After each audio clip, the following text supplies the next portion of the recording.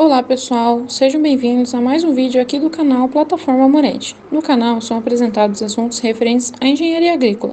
Meu nome é Larissa Zilinski, sou graduanda do curso de agronomia da UFPR e hoje eu trago para vocês este vídeo referente ao potencial da água no sistema solo-planta, seus componentes e unidades.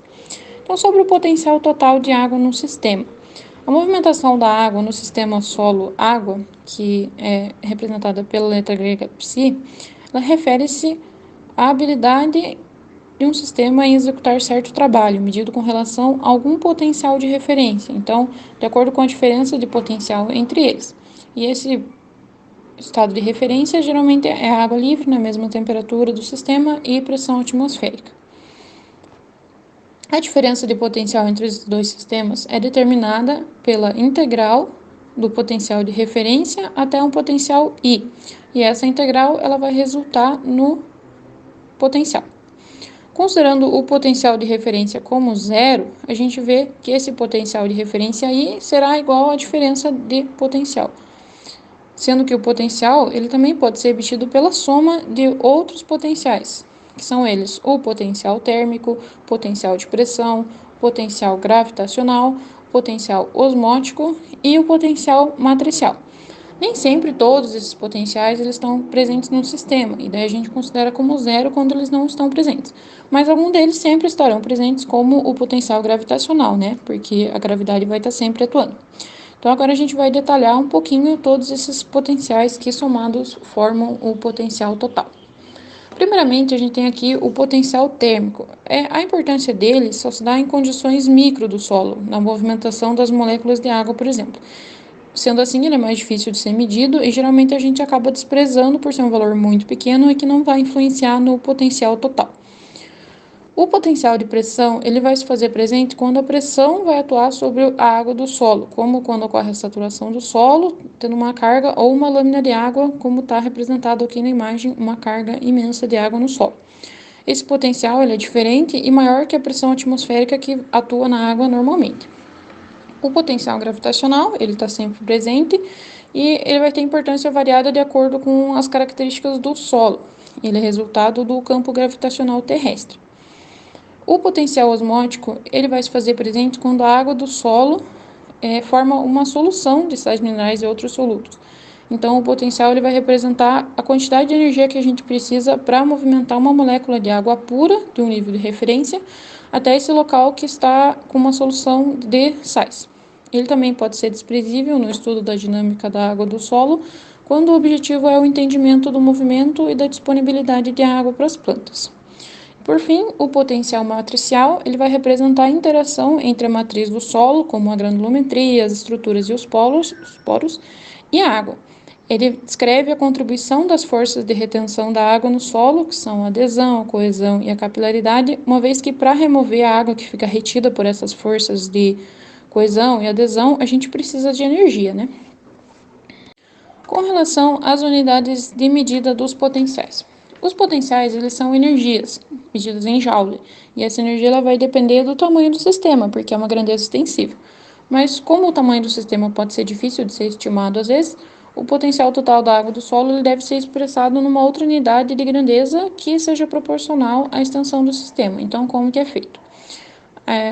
A gente sabe, né, que a divisão de duas grandezas extensivas resulta em uma grandeza intensiva. Sendo assim, a gente pode realizar algumas modificações, como a divisão da energia por uma unidade de massa. Então, aqui temos joule por quilograma, que é a unidade de massa. Também pode ser feita energia por unidade de volume, que vai resultar em Pascal ou em newtons por metro quadrado.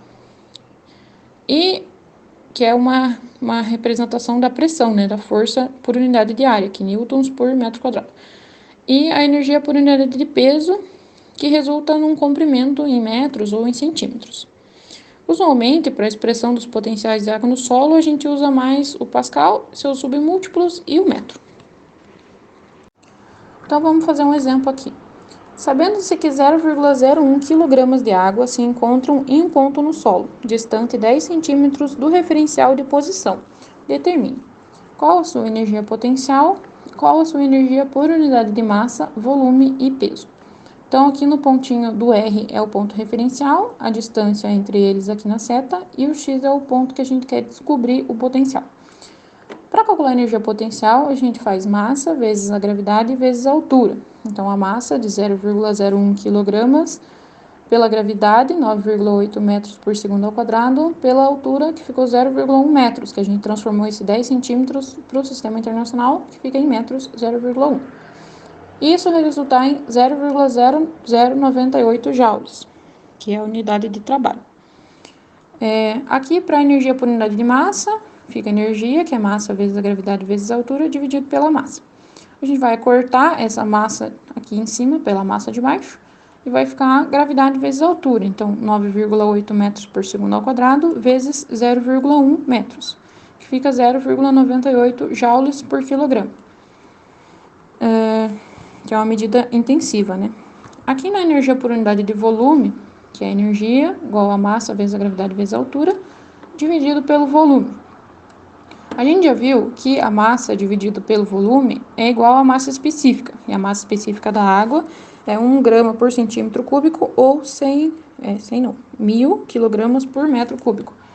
Então, vai ficar energia igual à massa específica da água, que é 1.000 kg por metro cúbico, vezes 9,8 metros por segundo ao quadrado, que é a aceleração da gravidade, vezes 0,1 metros, que é a altura. Então, resultar em 980 Pascal, que vai ser a unidade de pressão. Também poderia colocar newtons por metro quadrado, que seria, né, a unidade de pressão por área. E por fim, a energia por unidade de peso. O peso é a massa vezes a gravidade, então vai cortar a massa da energia aqui, a massa e a gravidade da energia pela massa e a gravidade do peso, vai ficar só a altura. Então, a energia potencial vai ficar igual a 0,1 metros ou 10 centímetros. Muito obrigada pela atenção e até mais.